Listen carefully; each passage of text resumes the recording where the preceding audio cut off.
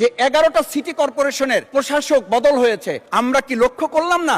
সবাই মিলে যদি বাংলাদেশ হয় তাহলে সরকারি দলের বাইরে একজন যোগ্য লোক সৎ কি মানুষ ওখানে খুঁজে পাওয়া গেল না। আমাদের উদ্বেগের জায়গাটা, উৎকণ্ঠের জায়গাটা মাননীয় স্পিকার ওইখানে যে 11টা সিটি কর্পোরেশনের প্রশাসক বদল হয়েছে, আমরা কি লক্ষ্য করলাম না? সবাই মিলে যদি বাংলাদেশ হয় তাহলে সরকারি দলের বাইরে একজন যোগ্য লোক সৎ কি মানুষ ওখানে খুঁজে পাওয়া গেল না। মাননীয় স্পিকার আরেকটা কথা বলি, 42টা জেলা প্রশাসক বদল হয়েছে।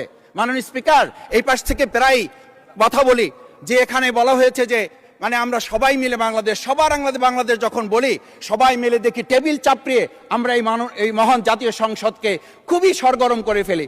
এই 42টা যে জেলা প্রশাসক নিয়োগ হয়েছে, এই জেলা পরিষদে গোটা বাংলাদেশের মধ্যে আজকে এখানে যে কমিটি হয় সেই কমিটিতে আমরা বলি ন্যায্যতার ভিত্তিতে আপনাদের থেকে 2 জন দেন, 1 জন দেন।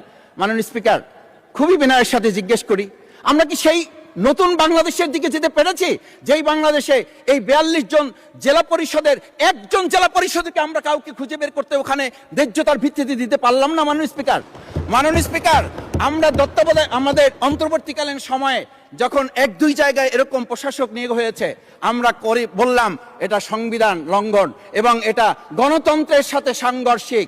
আজকে গণতন্ত্রের নির্বাচনের ভিত্তিতে আমরা যখন একটা সরকার পেলাম, সেই সরকারে স্থানীয় নির্বাচনের দিকে না গিয়ে যেখানে সরকারের প্রশাসক ছিল তাদেরকে তড়িঘড়ি করে বদল করে বিশ্ববিদ্যালয়গুলো থেকে শুরু করে নিজ দলীয় লোক গ্রহণ করে আমরা কি এটা বলতে পারি যে সবাই মিলে বাংলাদেশ এবং সবার আগে বাংলাদেশ আসলে এটা আমাদের দেশে আসছে?